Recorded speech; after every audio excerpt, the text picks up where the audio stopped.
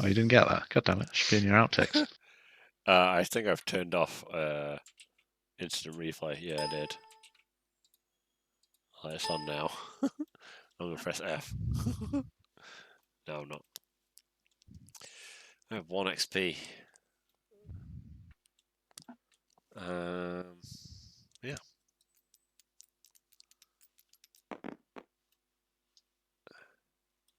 And Lyrell's beam emitter.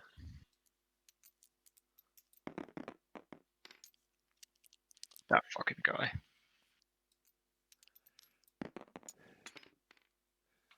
That's 20. 5 XP.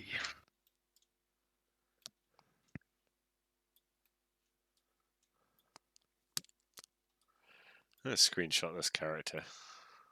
Yeah, do. Just in case we ever play this again. Well, after the end of this. That's a good idea, actually.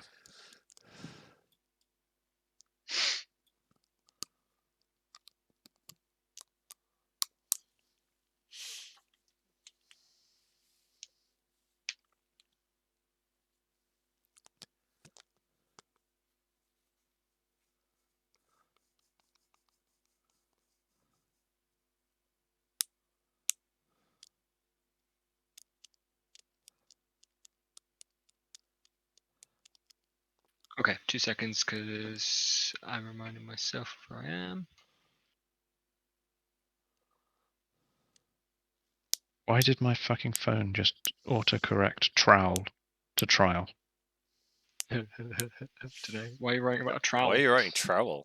Because Alma's grown tomatoes. Fair. Oh. The new weed. Yeah, weed, yeah. New house. There is literally weed growing outside my front door right now. Bristol, baby. I reckon somebody just threw their bag of fucking Thai weed seeds in the scrub outside my house because every summer 4 weed plants grow out there. I have to trim it. Yeah.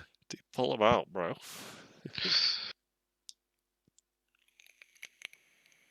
But you have to. Well, that's right outside my front door. It's pull them out and send them to Crofty. Yeah, right. Oh, I don't have that shit anymore. Yeah, our new house, it's the one house on this street which has these 2 little mini. They're kind of like trees or bushes or something. But these 2 huge overgrown plants in the front yard. First thing I'm doing when I move in is fucking digging those up. It's a fucking eyesore.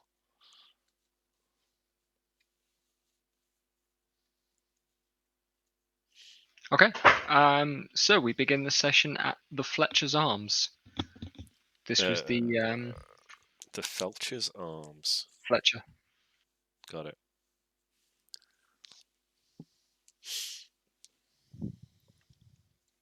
This was the roadside tavern at the southeast end of Sanderglen. Had a kind of motif of hunting decor, archery and arrow making. Shit that you'd expect. And you arrived there, and I believe we got through spending the night and arrangements there.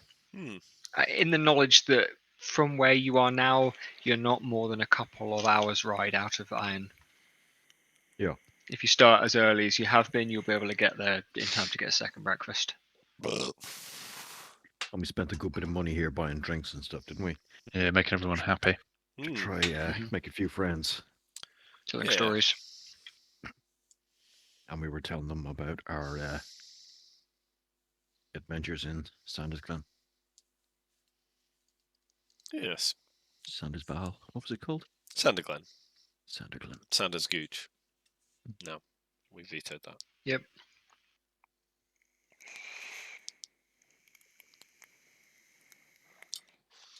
And so you can kind of pass a comfortable enough night. It's warm. You are reminded of having had a brief spell of weirdness and not being able to pass your travels. You've got another comfortable night. With just normal traveling on the road kinds of folks. Yes. Traders and the like. Traders and the like. Yeah. Yeah, mostly people that are traveling in mercantile. There is at least one other caravan of people who are bringing kind of exotic sand up from south of Milave. But Delicious. Good business to be in. yeah, apparently so. It would seem that way. They certainly expect to be getting a decent payload out of it. But other people are moving livestock. Some people are moving kind of typical trade goods, skins and furs and rope and wood and things like that. Specialist woods. Some people are going the same way you've been going. Some people are coming the other way. You know how it is. Yeah.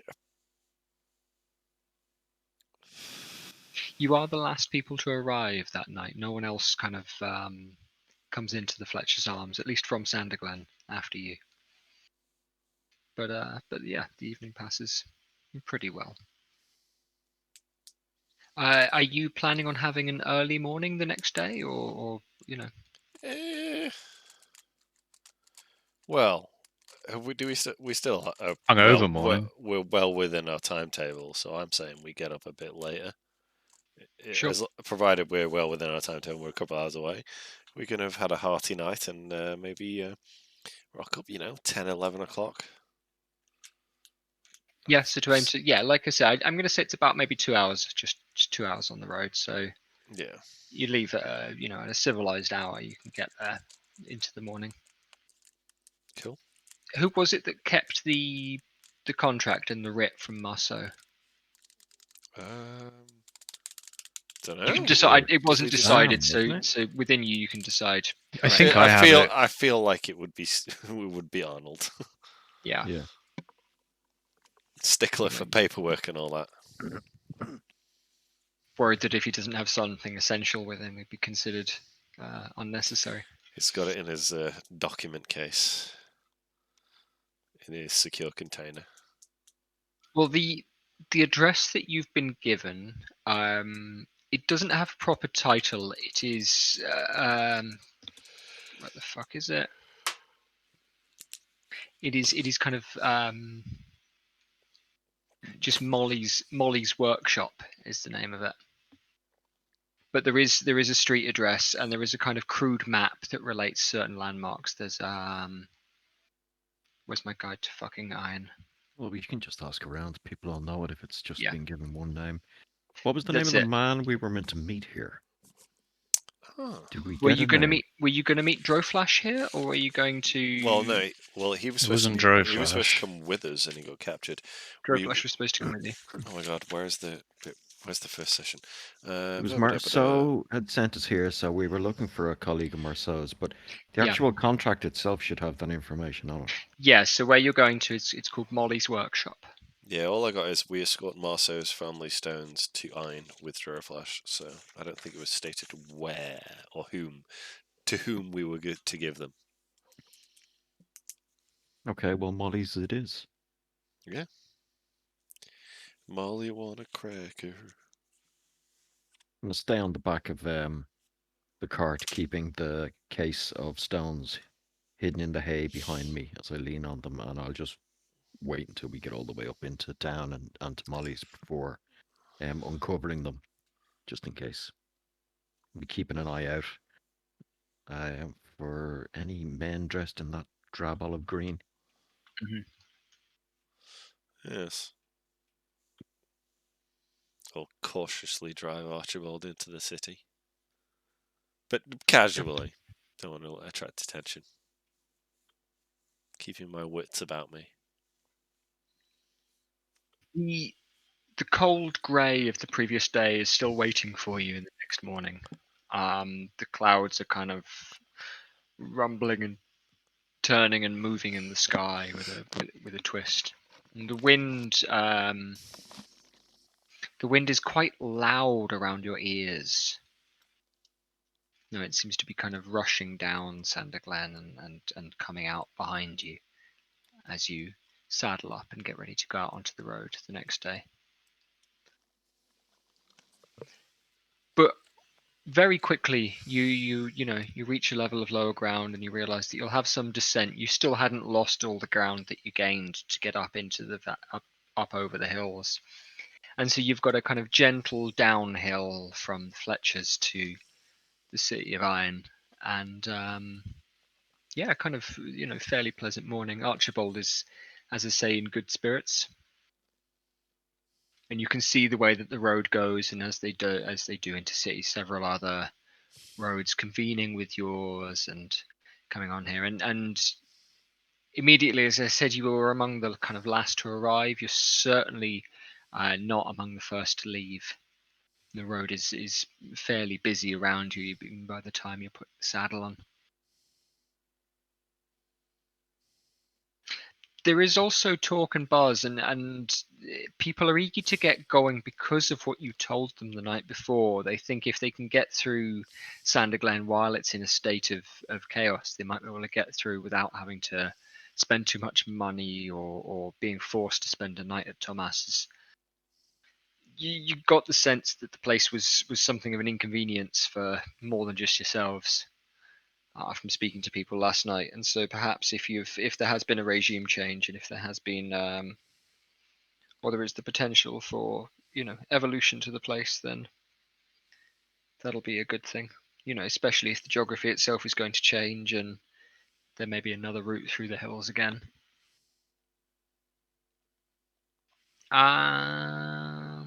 Beyond that, what am I going to say here? Yeah, but yeah, the rest of the ride in is fairly gentle, fairly quiet. You don't see anyone that you come to recognize. As you're coming into town, certain buildings do stand out to you. There is the unmistakable kind of the unmistakable spire of an Aeon chapel, fairly large one. Again, not as big as the one in Aurello, and certainly not as large as some that you've seen, but bigger than the one in Sanderglen and others.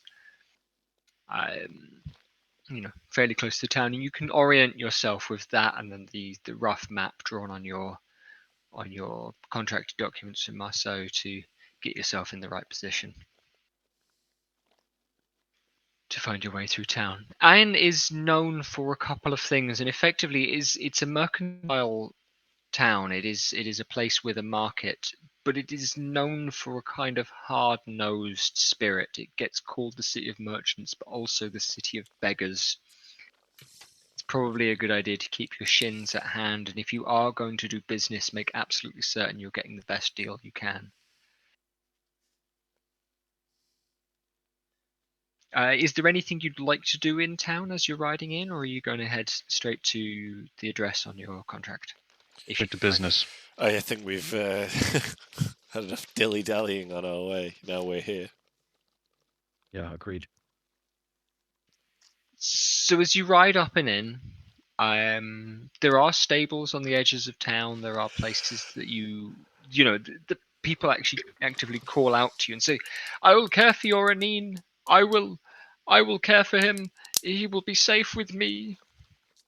There's a man who's he has these kind of billowing robes that rustle and rev, and he comes out to you with a rope and tries to put it up towards Archibald. But he Too I'll- forward to tell him to I'll piss off. crack my whip near him in a threatening manner, but not so much as to actually be considered a physical threat. I'll just sort of be urging Archibald along and violently crack my whip, just sort of discourage him. Yeah, and he more or less instantly turns to whoever's behind you and tries to go and rope their animal instead. He's used to being rebuffed, but it is worth doing with him because he's persistent, if nothing else. Yeah, just find somewhere that doesn't look like it's run by a sleazebag. Certainly. So you could ride into the city, or you could, you can look for a stable that's. Well, you want to We'd walk probably be around with quicker the on- box, or would we? Are the streets wide enough and capable of carrying a cart through the city, or should we be better You parking couldn't up? ride literally everywhere, but you expect to be able to ride to where you're going. Okay. Does that make sense? Yeah. Well, Right, well, let's take the cart up then. yeah, let's keep going. There's a modicum of safety with it. I guess we'll see if this place Molly's is reasonably well known. We'll, I guess, ask the nearest merchant we see or store. Would that be a good idea? Yeah, would you like to? Yeah, if we can see some kind of well-to-do looking merchant that knows what they might be about, that would be a good idea. So as you're riding to town, there are the first places that you come across are selling food and drinks, you know, and they are setting up for the day. And then there are some areas that have like large storage warehouses, that sort of thing. And you have to pass through this area where things might be stored coming in and out of the city. There is a guard presence in town. They're not wearing an olive leather, but they're wearing kind of, they are wearing leather armor. There is, it appears to be somewhat organized, although they're a bit rougher than you're used to. You see them tossing the contents of somebody's bag out onto the road, and these what look like fish, except they've got quite strong looking arms and start dragging themselves along the dirt, hitting the ground and gasping in the air. Delicious. Start pulling themselves in different directions, and the woman whose bag has been scattered tries picking them up as quickly as she can while the guards laugh. But once warehouse area, once you're past this area of people kind of scurrying in and out, let's see, where are you going to come across? Again, between a kind of fairly nice looking baker, between an inn, there is a place that has kind of clockworks or brass ornaments in the window spinning. Bingo. And a kind of amber light emanating from within. That kind of catches your eye. And you're thinking, if you're looking for a specialist in Numenera, this might be. If this isn't the place, they'll at least know where is the place. If it is the place, we're golden. Well, Arnold, why don't you go in and see if it is? You've got the title deeds or whatever they are. I would assume Arnold would be pretty damn versed in finding addresses in towns. So I'm going to adamantly assume that this is the place. And go in. Very well. I'm certain this is the place. Okay. So sorry, I should say there's a sign outside this shop. This is just, you've just happened to have ridden past this shop, but Gex said he was looking for somewhere. So there's no reason to assume that this is it based on the address that you have. There is a sign on the outside. Thinking, looking for a place that might be in a similar business that we could ask. Yeah, Gex was going to ask for directions, and so this is somewhere that's caught your eye. The sign outside says Olemon Brasswork. So it abjectly isn't Molly's warehouse. But if you'd like to go in and ask for directions, you can. Or you can try and determine your way based on the address and the map that you have. Let him have it, Arnold. Alright.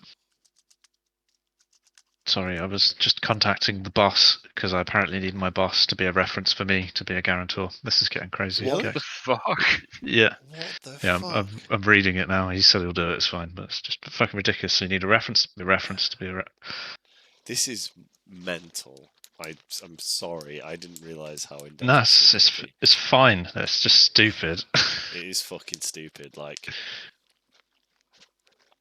Yes. I've got 7 years of paychecks that I can show you that shows I'm good for it. Like,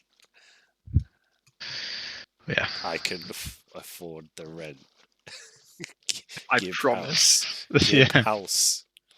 Nikita, please give house. Yeah. And I can't save the form unless I fill out his details. So I was just filling out the bits I had and then pushing the save button, and it's going, no, you can't save it because you haven't filled these bits out. Oh, fuck off. Yeah, What's the point of a save button? Yeah. I appreciate the bollock. I owe you 3 pints. Yeah, oh, don't worry. And a Snickers. Goes around, comes around. Yeah, Snickers. Yeah, it's a Snickers. That's fair. Well, you gave me your address. Put it on your shelf now. Save it. Yeah. Sorry, so we were at the address. I was certain this was the place. I'm No, going in. you've found a place called Olamon's Brassworks that Gex was hoping would give you directions to Molly's. Oh, okay. Which I'm going to give you the choice, Sam. So you can go in and ask for directions, or you can go, nah, I can find it. Can I do an intelligence roll to work it out? Yeah, to be honest, based on the landmarks that you can see, based on the address that you've got, it probably wouldn't be that difficult for you to find where you're going. It's just it would take you a bit longer. Okay.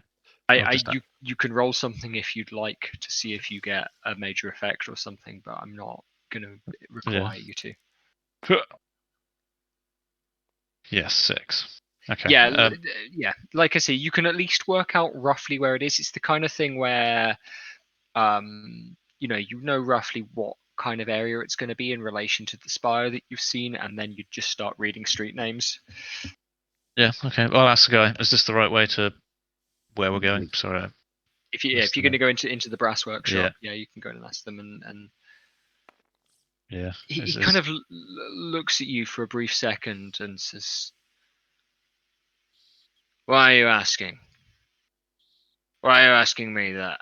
I can look at that. What do you want with that? I'm better than them." You're better than them. Well, I've got lovely stuff. Bearing in mind, I'm completely retarded at social interaction. Yes, I know. Yeah. Yeah. I'm gonna just slam my hand down and intimidate the guy, and say, "Where is it now? Just tell me where I'm going." Sure. Yeah. 15. Yeah. Cool. Oh. Yeah. You take the right and follow it down, and you're looking for Westmarch. Westmarch Wind. Right. Lick a machine and walk out. Westmarch Wind is the address on the contract, so that makes sense. But yeah, you just it's head down right to the and follow right. it down. Yeah. Yeah. This way. Back, everyone. All right. I trust you're making friends. I just asked my boss what his job title was, and he replied with gaffer. Yeah, fair enough. I guess that's what I'm putting on for. Does he work on films? No. Works on tape. Yeah. Yeah, fair. And the address proves fine. It takes you a couple of minutes to find Westmarch Wine, but you're not, going down the wrong roads or anything like that. The area that you're at, the area that you're heading down, it has that funny mix between feeling, again, as I said, kind of there are shops and there are merchants set up and things like that, but there are also clearly studios and places of work. It's the kind of place where you will have potters at work or bakers at work or smiths at work, and then with a shop running out of the front of their studio or their workshop, more than anything else. But that's and that seems to be the feel of the area that you're in. And you find Westmarch Wine and you're able to head down and around it. I will get you all to make me a roll this time. Okay. If it's a perception, I absolutely refuse to roll it. It would be. You You don't have to roll if you are going to be T in distracted. perception. Yeah. I'm in the back of the cart. Fuck it. I'm not going to bother. Yeah. Cool. 12. Sam, would you like to roll something there? Should I roll for you? No, it's fine. I got it. No, that's bad juju. Can't roll for somebody else. Come on, 14. Cool. So yeah, both of you. So Gav, you are looking out the back, watching the dirt come from under the cart and the stones kind of turn and twist, and urchins and children move about, and like sea urchins. No, well, one of them is, Cool. but mostly I mean poor children. We said urchins and children, so yeah, weirdly muscular fish kind of drag themselves or across weirdly spiky children. Yeah, definitely spiky children, rolling like tumbleweed in the dust. Hey, it's the Numenera. Anything goes. Exactly. I want to be incredibly literal in my statements and be taken as such. So yeah, Yep, that's fine. That's good. So as I say, yeah, kind of, Sam and Gex, however, both realize fairly quickly that you spot a building that, although no sign is at the front, there is, although there's no sign at the front to identify it as Molly's workshop, there is a kind of cast iron sign in the shape of a black iridescent beetle that has a similar or the same kind of sheen and colouring as the armoured uniform worn by Marceau's clansmen in Orella. And you will surmise with a roll like that this is probably, if this person is a member of Marceau's clan, that would be how they would signpost themselves. Okay. Cool. Do we go and talk to them? Yeah, and so the place has what looks to be a shop front door and then a larger kind of double door at the side, the sort of thing that you might have at a stable or a warehouse at the side of it. Well, And so, yeah. hook up the Anine over here. Carry the goods. Go and find this. Sure thing. Okay, I'll follow Arnold in. I'll carry the goods. I'm going Yep. to wear my headband that gives me +1 intellect edge for an hour. Okay. You're going to slip that on under your hat, or? Yeah, like a little sweatband. Okay, cool.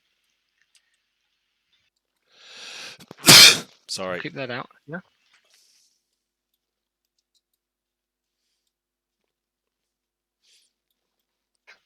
Walking into the place, again, there is this kind of shop front which isn't especially big. It's a bit like walking into, there's a large tall counter where you might expect to be served, but there's nobody stood there. There is a kind of general smell of. Do you know what I mean by hot dust? I get you. Yeah, there's a general smell of kind of hot, not unclean air being piped around, like it's been quite stale in there, and you can hear. You go into an old shed in the summer. Yeah, that's a good way to put it. Or if you put your nose too close to the back of a Hoover, and it's kind of kicking out hot air. With the Yeah, this is the smell that greets you. However, a bell dings as you open the door, and dings again as you close it, and you head in. And Gav, if you choose to put the box up on the counter, it kind of clacks noisily. Yeah, I'll do that. Big loud Yeah. announcement that Yeah. we've arrived if they haven't heard the bell. Yeah. And yeah, I'll kind of lean on it with my hands over it. You know what I mean? Still protecting it. And as you do so, you hear the sounds of work in the back room cease, and a door opens, and a red-headed woman dressed in black robes with a white shirt underneath, and as I said, a blackened, dirty face with clear goggle marks around her eyes, totters through the door, grinning, with the look of someone who really enjoys their work. And she spends a second looking at you, and then looking at the box, and then looking back at you, and then back at the box. And she keeps her eyes fixed on the box and says, "Ah, you're here. Been waiting for you." Well, hope you haven't been waiting too long. Oh. You got your end of the paperwork? Yes. And she bends down quickly and scatters on it in amongst the something behind the back of the counter. You can hear things being moved and brought in. She stands back up with a wooden stamp dripping with ink in one hand, raised above her head. Hold it out. Sir Arnold. Sorry, what am I holding out? The contract for this person to stamp. Yes, I will hold it out. Yeah, and she takes it and stamps the appropriate part of the bottom of the contract, and blows on it for a second to try and dry the ink, and then just turns her gaze right back to the box. Says, "Well, can we have it?" There you go. Cool. Right. Okay. Yes. Let's get this ready. Do you want to see what it does? Nope. I'm waiting for this. Oh, okay. Right. Fine. All right. I do. Yeah, no, I know you guys will. That's why I said no. I'd like to see what it does. Fine. Yeah. Whatever. Yeah. Okay. Come on in. And she just picks up the box. And despite having been quite heavy, and despite this person, being much slimmer than Elias, for example, she picks it up with pretty good ease. There's a kind of rigidity to her arms. Her arms kind of lock, and she grabs this thing and holds it out in front of her, and heads back through the swing door behind the counter. And you can hear almost as soon as she's gone the sound of wood being bent and the crate being twisted and crowed open. Well, I'll follow the guys in if they're going in to have a look at what it. You're going to follow through? Yeah. Yeah. So what you come back out into is clearly a workshop, from the tables and the tools everywhere. And in terms of the space architecture, it looks maybe like a converted stable. You can see off to your right as you go through these back doors, the double door that you saw out on the street level. And then through the room are much larger stone pieces that appear to be the same kind of stone that the piece that you'd collected was made of. And these are arranged about the place. They're quite large, and it's difficult at first to get a sense actually of what you're looking at, because these are, they're much larger than the piece that you're looking at. You'd originally ascertained that I think it was 8 stone pieces that you were carrying. They were shaped. Let me get my pen because I will draw it just to explain this. They were shaped kind of like this, in a way that they were consecutively dropping in size and looked as though they would stack on top of one another, possibly with a central pole around them. But you can see as Molly is disassembling this, you are perhaps mistaken. She takes the largest piece and walks over to an area of stones which are coming off to the edge, and these are almost curved arches is the word I'm looking for here, and they are mounted in a larger dais is the word I want to use. And again, these things are etched with runes in the same way as everything else is around you here. And so these kind of curved arches come off here. And she takes the largest piece and slots it into a hole in the gap, a small gap in this large round stone dais piece. And so this is a large kind of stone round piece, and she's slotted the largest of the stones that you carried, which is in itself, I'm trying to think of something comparable. Maybe the size of a fish tank, something like that, a smallish fish tank. It's not small, but it's not huge either. Like a microwave. That's a good comparison. It's about the size of a microwave, and these gradually shrink so that the smallest is more like the size of an apple. Yeah. But these stone arches are coming, and they are arranged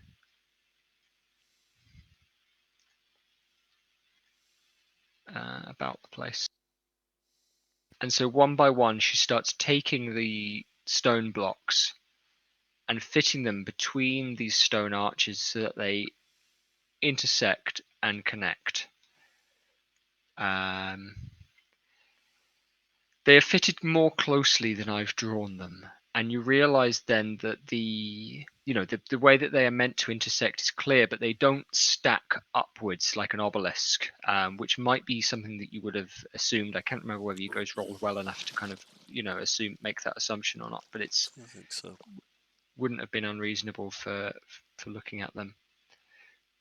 Instead, you realise that they are lying flat down in amongst these stone arches. I keep drawing these in.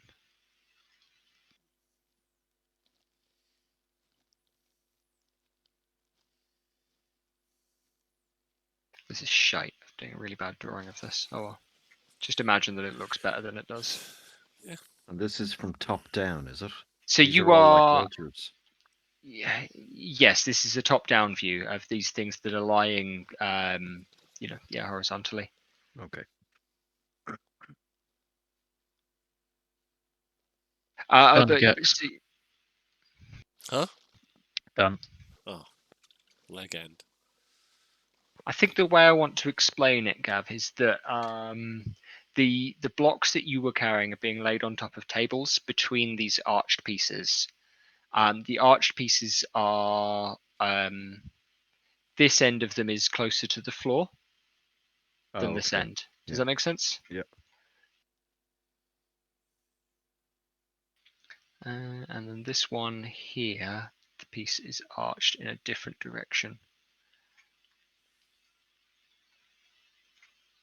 So that it matches in with the rest of these. And it's still arched downwards. So again, this is near the floor, and this is this. With that, Molly is going to start pushing together other stones. She has things on wheeled tables on casters almost, and so she brings together a few other again large stone pieces. They are larger than any of the ones that you've brought, the sort of thing that would take a cart the size that you've had by themselves. And it seems to be perhaps that she's taken some time to assemble these, from the dust on some of them amongst other things, like the way that they've settled. And so what draws in here next is a piece like this, and then another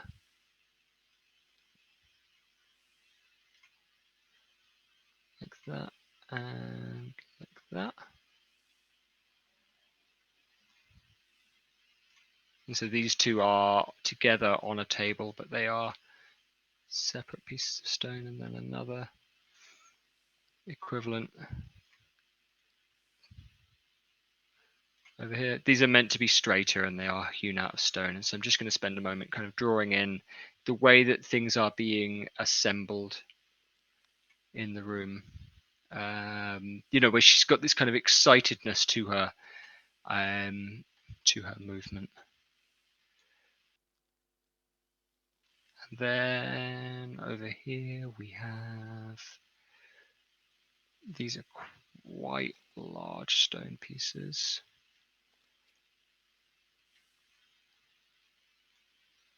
That was awful.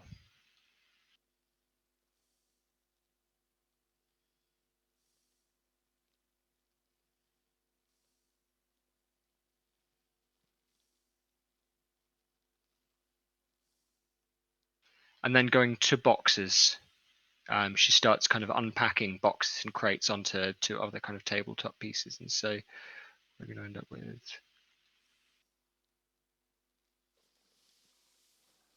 It's a skeleton. Looks like a skeleton. It is a skeleton. Bloody hell. Yeah, I'll kind of start walking around and taking a look at it now that it starts to... Well, I thought it was a skeleton earlier when it was just the stones and the ribs. Oh, Yeah. so this. Ah. But I didn't say anything. And what So might I have didn't see where it been... no, it's just me being terrible at drawing amongst other things. And so what you might have assumed was was pieces of an obelisk that would stack upright. Now you are realizing are the vertebrae of a great stone skeleton. Yes. Cool. And she's laying things up, and she's got this kind of manic energy. Like I don't know, you can't quite tell whether this is just how she always is. Please imagine this better proportioned than I've drawn it. Sure. No, I'm imagining it's a dwarf with a really Here, fat miss, belly. is this thing gonna come alive? Hope so. And she looks over to you, and there's this kind of, her grin gets even bigger, and she's well, alive isn't the word for it. Maybe not alive, but let's see if we can get you home a little faster, eh? We were getting paid the second half by the other guy, weren't we? Presumably it's whisper Molly. to- Can't remember. I We're getting thought we paid. got I we don't got paid in recall advance, and I getting thought we were getting told. paid when we got here. No, I don't recall getting told who we were delivering to. So I would assume that the person that we're delivering to is going to pay us. You were told that you would be paid your second half on return with a stamped receipt, Okay. and so you had to get here and back again in order to be paid your full amount.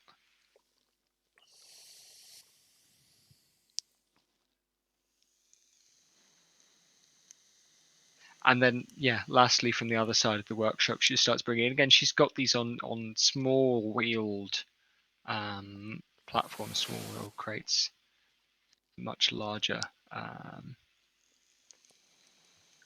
crate like this, and it is wheeled over into position before being. I'm now looking totally sketchy with this. I'm looking around the workshop, seeing if there's other people here, kind of pottering from kind of Yeah. one edge to the other. What's the size of this thing from like head to feet? So, if I said that the largest of pieces here was probably about the size of a microwave, and so this is bigger than a person, but let's work this out then. So what, like 12 foot tall? Yeah, that's probably reasonable. 40. Maybe. Yeah, it's going to be about 2 or 3 times the size of a normal person, and obviously made of, as I said, maybe sandstone, Yeah, okay. something like that. And I do not trust myself to even try and So accurately draw a skull. these pieces of Numenera that are in the middle of the ribs, they're not made of bone. They are some sort So of they are. Could be tech. fossil bone.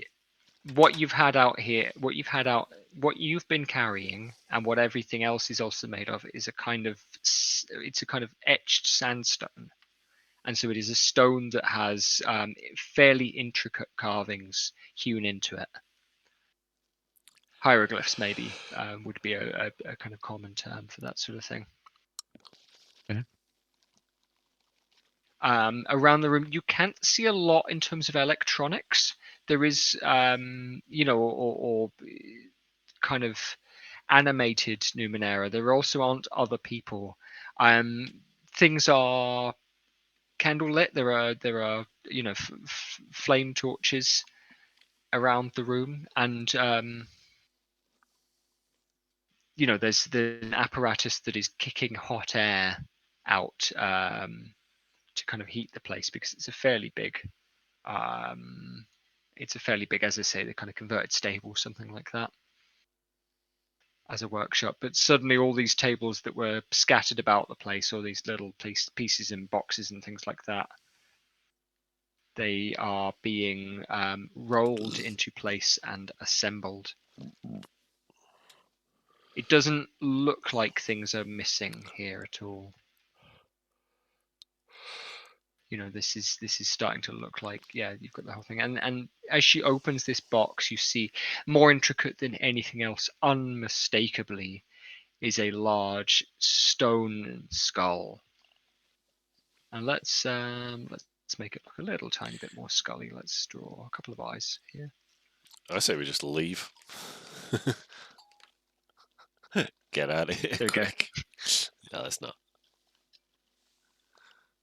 I want to see if this thing comes alive. I doubt it will.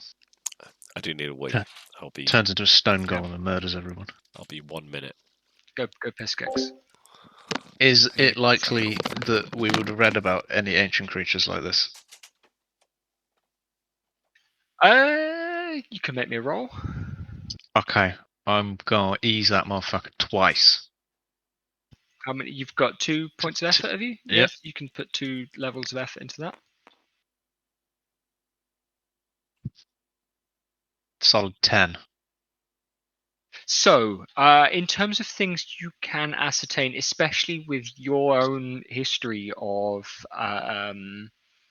especially in terms of your own history of archaeology and the raiding of the tombs, yeah, what do I want to tell you about here?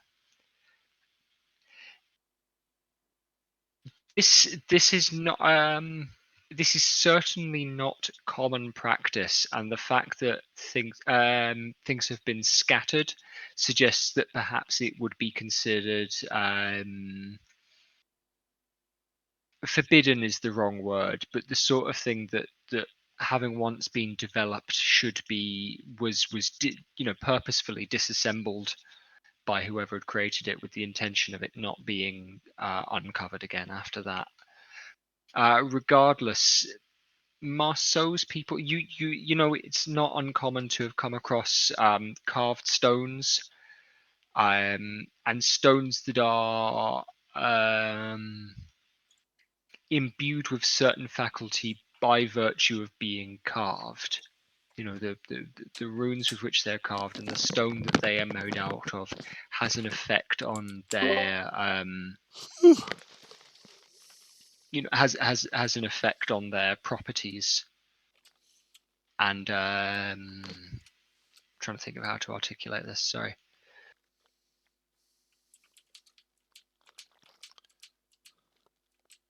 Looks very happy. Yeah, in being carved, they are part of a larger machine or part of a larger device like this. This certainly doesn't look organic, and although I've said, oh, please imagine it being better proportioned, there is something uncanny about this. This isn't a petrified skeleton. It is a made device. You can determine that fairly well. But in terms of what might you have come across this sort of thing before? You haven't come across, like I say, you've come across automata and automatons that are made of stone. You've come across other devices that are, and kind of machinery that is comprised partially of carved stone. You haven't come across anything that appears to be humanoid in this way or to replicate a human skeleton Okay. in this way. In terms of the history of it, you don't know that much about the history of Marceau's clan. It's quite closely guarded, and as I said to you at the start, he has this reputation of being selective with whom he works for. He had worked with Droflash for quite some time, and then being kind of loyal about it and expecting this kind of commitment from people.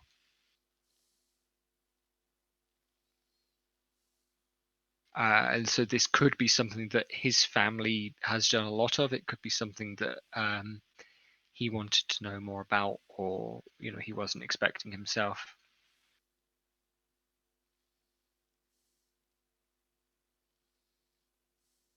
2 seconds. Yep.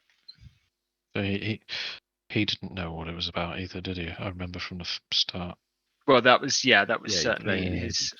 Yeah. It had been uncovered, and he wanted to know what was going on. Molly, on the other hand, seems to know exactly what's going on. Do tell. She.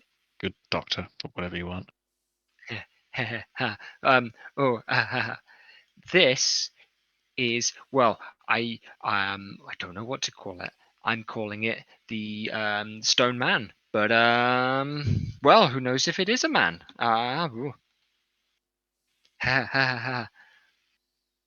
Okay. And I think, and at this point, she's unboxed the skull and is kind of poking at the stone at the top there, and you notice that I've talked about the intricacy of the rune carvings on the vertebrae. There's quite a lot all over, especially the back of the skull, away from what would have been the face. and she is running her hands over it, and if you move around to look, she's actually kind of poking at sections of it. She's Who even knows what it does? well, yes. Well, we've been waiting for the last little parts, and yeah, still, still.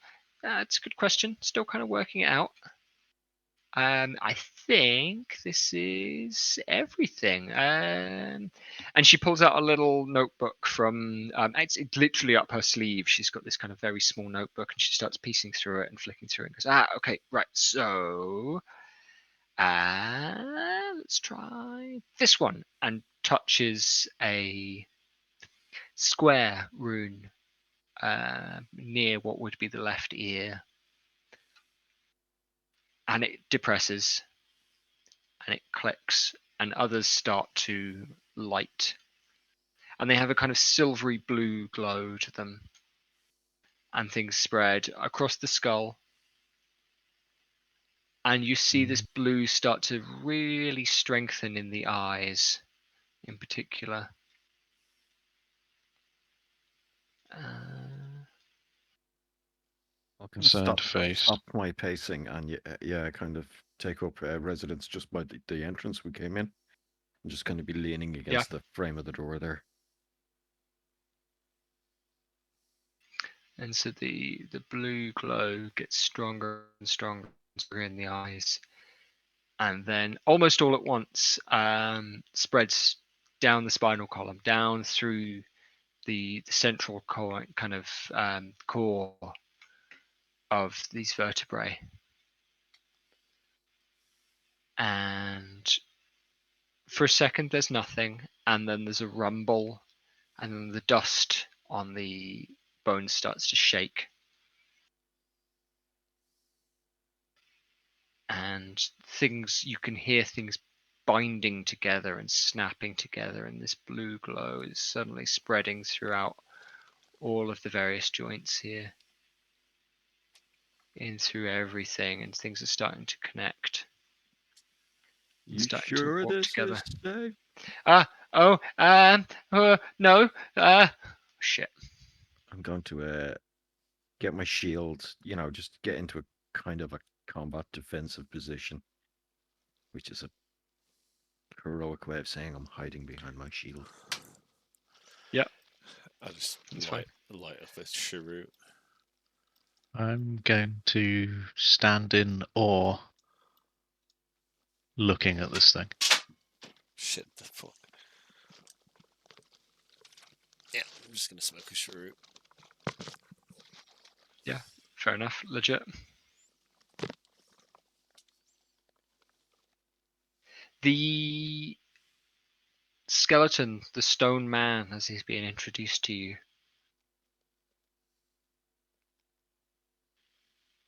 begins to move.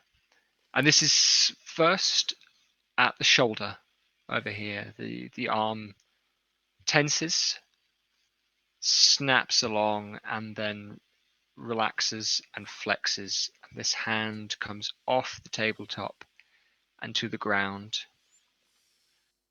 And as one, the head turns to the right, and the ribs and the hips, and this leg comes to the floor.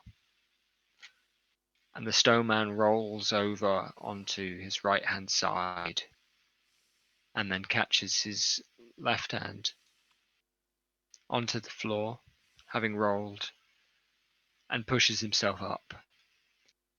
And up, and up, and through the roof of the ceiling, sending tile and beam and sky flying into the room. Somebody, let's say, let's give it to you, Gav. All right, I'm loving all this XP. Fair Is enough, that what yeah. you're doing? Because a flaming. So give one of them to somebody. You gave me one, did you? Did I give you two then? Should have given you two. No, I had 5 in front of me. Okay, I'll deal with One more appeared. one more. So, yeah, Sam, you can have that one. There's one more for you. Thank you. Because and Gav, I'm going to get you to make a speed defense roll as one of these flaming kind of mounted torches. Might be linked to a gas pipe or something if you wanted to work that out. Topples I over. wouldn't know anything about that fancy stuff. No, sure. Yeah, well, that's it. It is knocked clean off the wall and comes down and lands on you. With a 5, that's going to hit you, and you'll take let's say just 2 points of might damage as it burns on your skin. You are able to push it off, but it hurts. Yeah. Cool. There. And I'll this go kind of this searching for water or something to throw on it, like, you know. yeah. The other two of you and Molly are only left to stare in amazement. You aren't hurt by things falling as this stone man stands. But as it comes up and things collapse around them, there's this second of quiet as this great stone figure stands upright. And then a shriek from outside. And people in the streets are realizing what's happened and are somewhat amazed. Just made a statue walk. Well, they've made it stand at least. The blue light persists, but the stone man is not moving. Has it made any like vocal noises, or is it just the noises of it moving? You've just heard the noises, the noise of stone grinding on stone against wooden Yeah. pillar, against roof beam and tile. Look It across at has Molly and just go, does it speak? Oh, good question. She starts flicking through her book and says, "I don't know. Hello." You there, Stone Man? It doesn't move. She goes, well, Can I touch it? yeah. Just literally just touch it on the leg. Ah. Yeah, it feels as it should. It's kind of First stone. rough, porous stone. Yeah.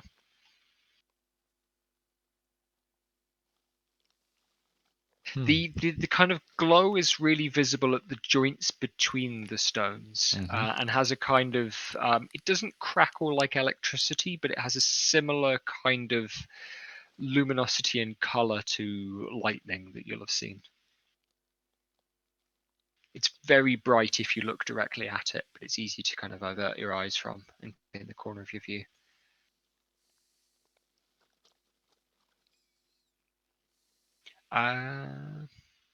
But she scurries. Molly is now scurrying around the room through her legs and kicking tools out the way, and seems more or less, unconcerned about the destruction of the building that she's in. She's just looking upright at this thing and then flicking through her notebook and then looking upright again. Says, right, okay, right. Let's see if we can. Let's see if this works.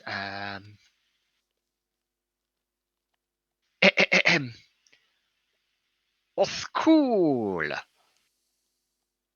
And she says this word, and the stone person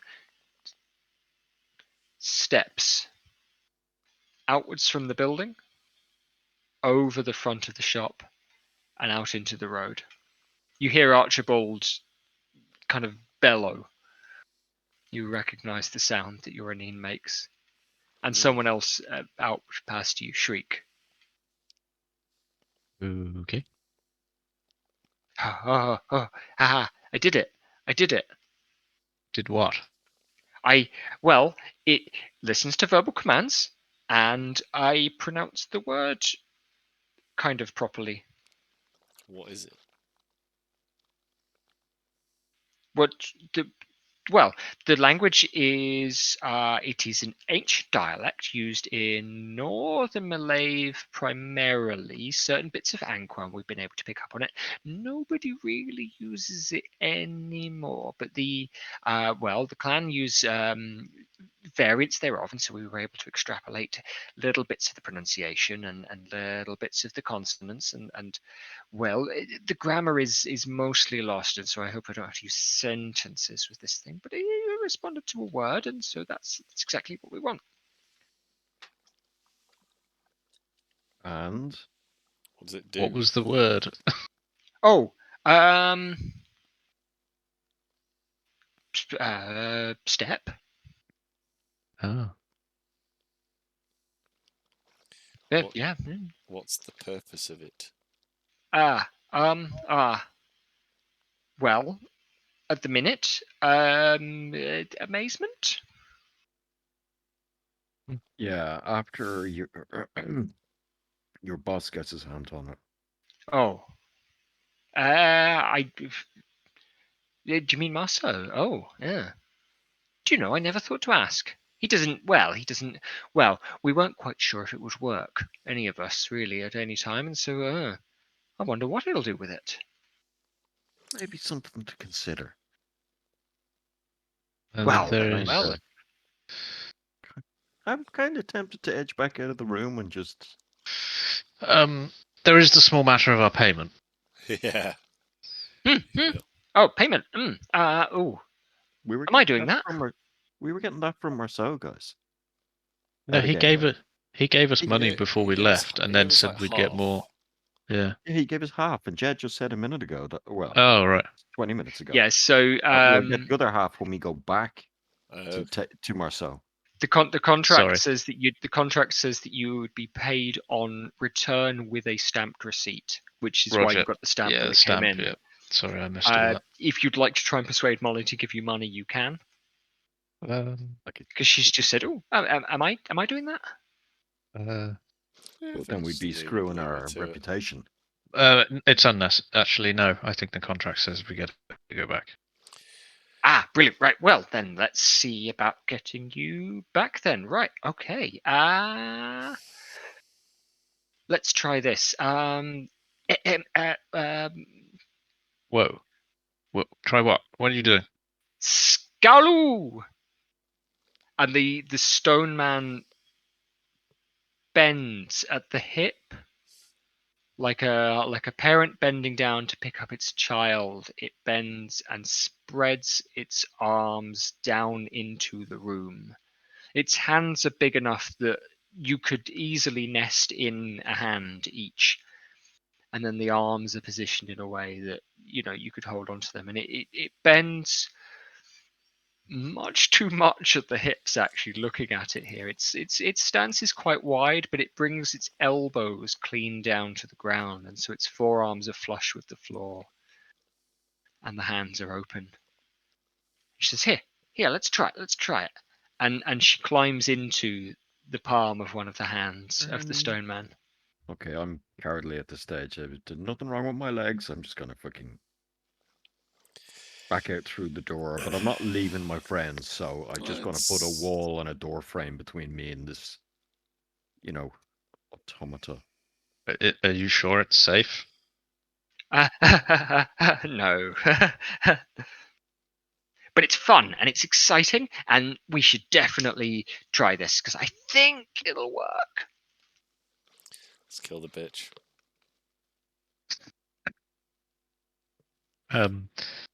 Think isn't going to convince me to get in that thing's fucking hand. Well, all right, but you're going to miss out on all the fun that I'm about to have. Be my guest. For you. Yeah. Okay. Well, okay. You sure? You just shout really loudly if it starts to eat you. Well,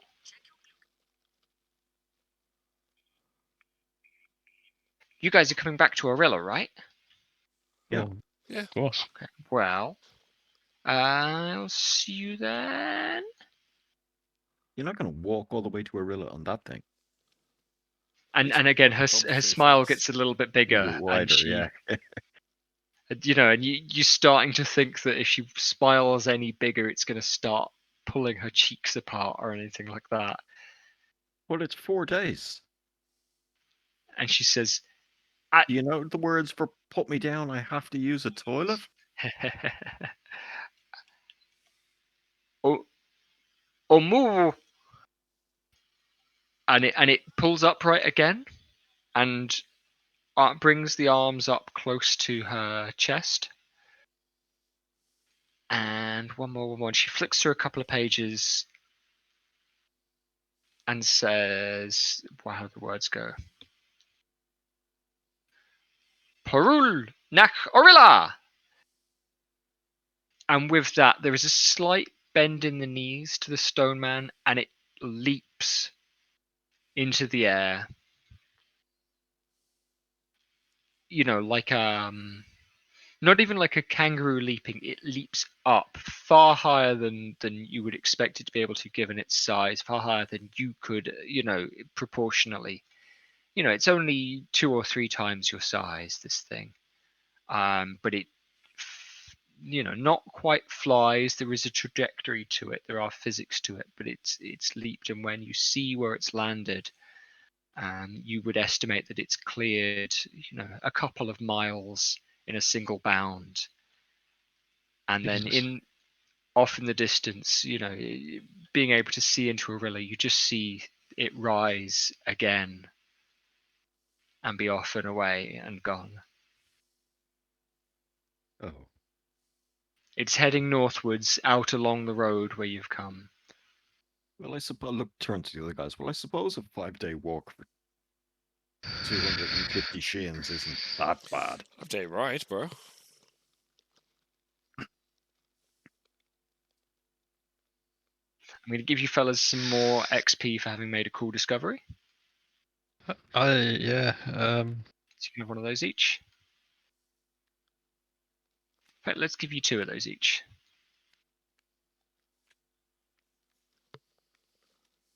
Cool.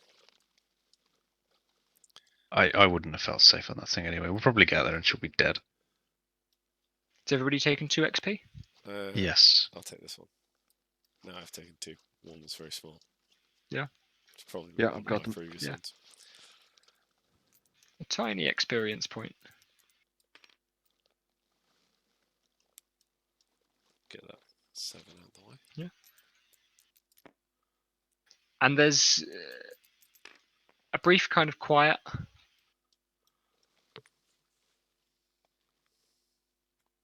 I'll look around our workshop for a first aid kit. I'll bandage up the burn on my shoulder and arm and make myself a cup of tea or grab a beer or something from her, Yeah. whatever, her little kitchen that she has here or something like that. Amazingly, you do find those things, including the first aid kit. It looks as though it's it's even more dusty than everything else. It looks like it hasn't ever been opened, but yeah, you do find one, and it you're able to find bandage and a nice salve that you can apply to your your burnt shoulder. Yeah. Let's say forearm. That woman crazy. Numenera. Yeah, a little I just bit. don't understand them. The workshop area is smashed. You'd have a hard time even recovering a hammer, without spending a lot of time rooting around and that sort of thing. But there is a living area, in a far corner that's fairly well untouched. You're able to find seats. You're able to make a small fire, and so your ambition of making a cup of tea, Gav, isn't kind of badly borne out. Well, it was more just a case of to take a little something from here. Not like, Numenera, or I'm not going through searching for something. Yeah. It's just I want to take something from this place with me. Yeah. Be it So a small, I don't know, tile from a mosaic from the ground, or whatever. Just a little keepsake type thing. Memory. So around the room, you will find, amongst other things, kind of notebooks, and a lot of them are written in a lot of them are diagrams. So there are paper diagrams that seem to be showing the formation of this stone man. There are also diagrams that allude to other Numenera, perhaps that you haven't seen, or that you haven't seen there.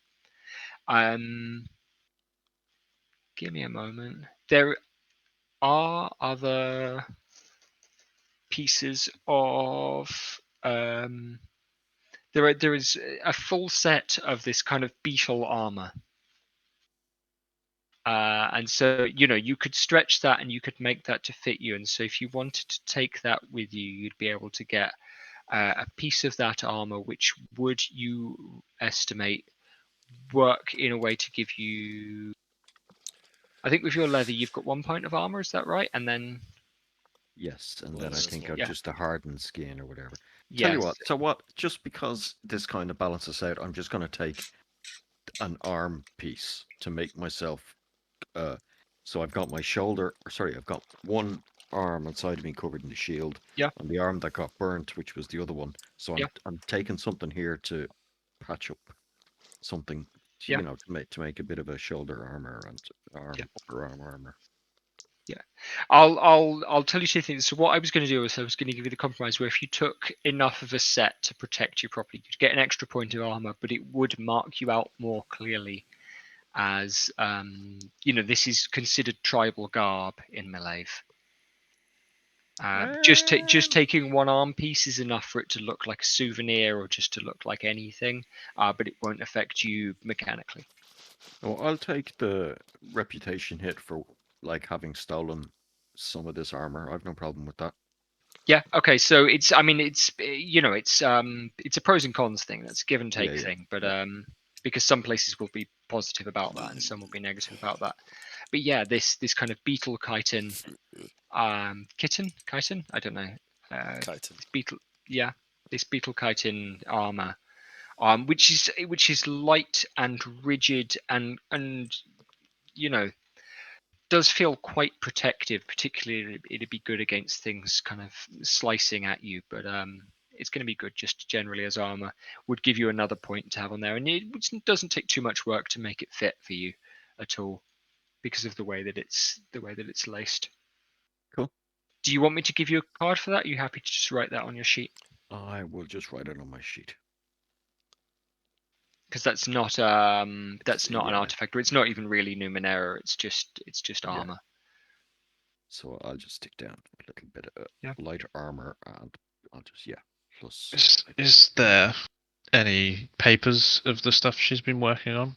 Yeah, so as I said, there are kind of hand-drawn diagrams that kind of show the layout of the skeleton and different markings that indicate little bits as to how it's been written. They're written in what might be a cipher or might just be another language. Okay. In terms of the notes that are written, and there are diagrams that allude to other Numenera that you haven't seen about the place. Okay. That are written, but they're clearly drawn by the same person. They are written with the same notation, but you don't immediately recognize what they do or what they are. Well, I don't want to steal the stuff, but I also kind of want to read it. Oh, Yeah, so you can spend a few minutes just sitting and reading. After a Hang couple on, of minutes, isn't there those memory bug things? Like she's not coming back. Remember, I mean, those Numenera, they're quite common, where you can buy beetle ants that run over a page, memory ants. copy everything, and then no. no. I had Yeah, no idea. memory ants is the thing in the equipment section of the rulebook. Yeah, Oh, cool. It's like We don't photocopy have on any and a so there, page. you'd be able to go away and have a set. I can't remember from the life of me how much they cost, but Don't think we have any. No, we don't have any, but no, but you could go and get some pretty easily. it wouldn't be impossible. I'll just steal the shit, put it in my bag. Yeah. Yeah, I Oh, mean you can take the papers, you can roll them up. Yeah, I'll take the papers. I mean, we're going to see her again anyway and give them back to her. Someone to read on the way. Well, also there's going to be a gas explosion, so Yeah. Yeah. Good point. We'll just. not that I knew. We'll just take that. If this Sorry. place is open, yeah, if the door's open, people could rob that shit. Safekeeping. Right, anything that's not nailed down in the cart. Also looking behind Well, the what counter. customer want to take a souvenir to? Okay, let's strip the cover from the roof. Yeah. Sell it on the way. You'll also find 60 shins in various different boxes and things behind the counter. And there are other kind of administrative knickknacks. So there is a kind of records book, and as I say, this tribal stamp and some ink. That is kind of Molly's receipt. Yeah, I'm not going to take the cash anyway. You're not going to take the cash? No, fine, okay. Nah, We'll we've leave got the enough cash. She works with our boss. I feel like that's too far.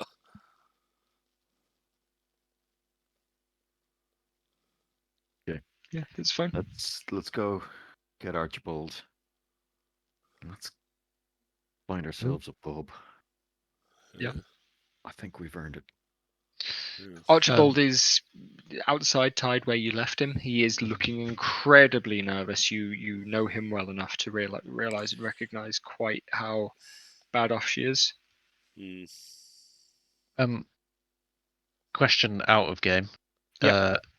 Were you planning on us going back and speaking with Marcel? So the contract that you have is to do that. I'm probably not going to do that in game. Yeah, okay. It's just it happens at some point.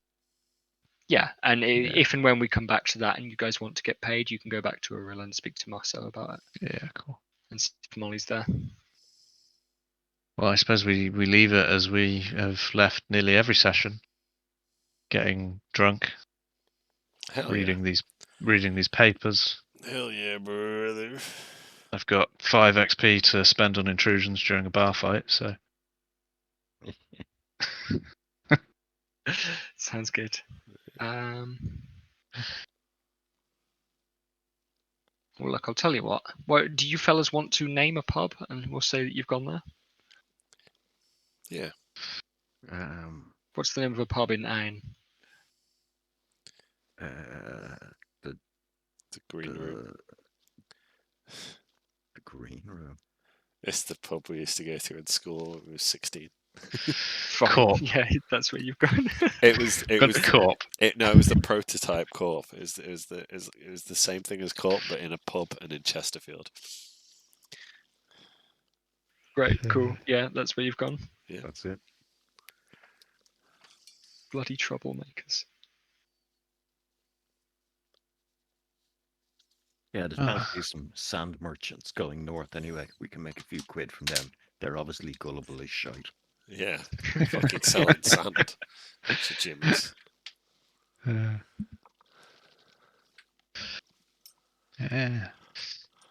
So there is definitely room. I see it for that expanding into whatever the fuck that weird thing is. Yeah. In the future, if we ever want to go back. Yeah. It's Marceau's grandfather. He's going to turn out to be the bad guy, Marceau, and he's going to try and conquer the world with a giant. Yeah. But what happened to Droflash? And we can only stop it by destroying the world with the drilling machine from from earlier. How did that get there? Yeah. What's the deal with Esther and the Nalgena? And that white bird that was following you? Yeah, there's lots of questions. Would we have got laid or murdered had we gone to that? Oh my god, yeah. there's women. Yeah. The other place. Shit. Why couldn't Sam go past the quiet corner? Yeah. Lots of questions. Would you have got laid and then murdered? That's the question. Yeah, hopefully. Which order? Should that have happened? Yeah. Well, hopefully the good order. Penetrated, then penetrated. So can you save this? Yeah, absolutely. What I'm going to say is please screenshot your character sheets, just in case we do lose anything. Do it again. I have updated screenshot. Oh, I'll change it to 3 XP. When you said about the stone dude being able to talk, I almost broke out an Arnie impression. No!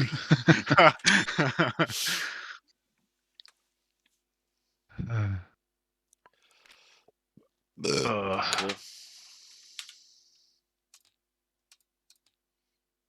Interesting.